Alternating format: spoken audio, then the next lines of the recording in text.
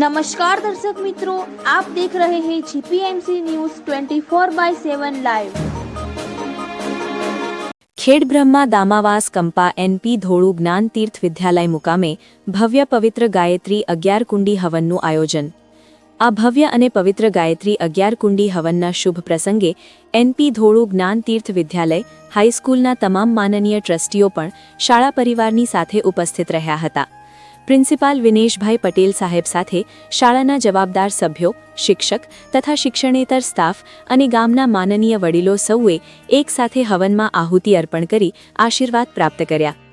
ટ્રસ્ટીઓની સક્રિય હાજરી અને માર્ગદર્શનથી કાર્યક્રમને વિશેષ ગૌરવ અને પ્રેરણા મળી।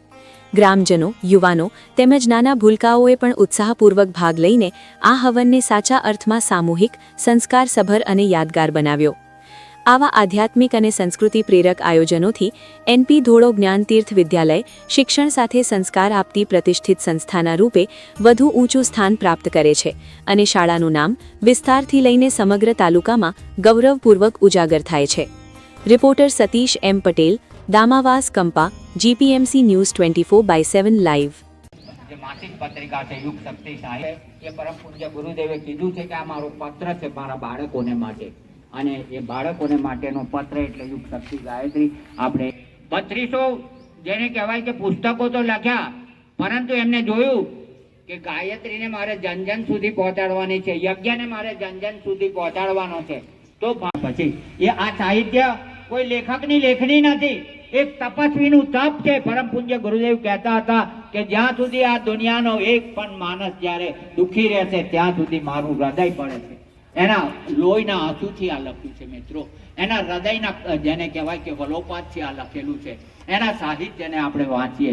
તમારે જો જીવનમાં આગળ આવવું હોય તો એનું સાહિત્ય યુગ શક્તિ ગાયત્રી માસિક પત્રિકા આપણે વાંચીએ। અને ત્યાર પછી 4 વખત હિમાલયની યાત્રા પોતાના ગુરુને મળવા માટે એક વર્ષ માટે બોલાવ્યા। એ ત્યાં ગયા, એમને આદેશ આપ્યો કે તારે આ ધરતીને સ્વર્ગ ના બદલાય, બરોબર કે નહીં?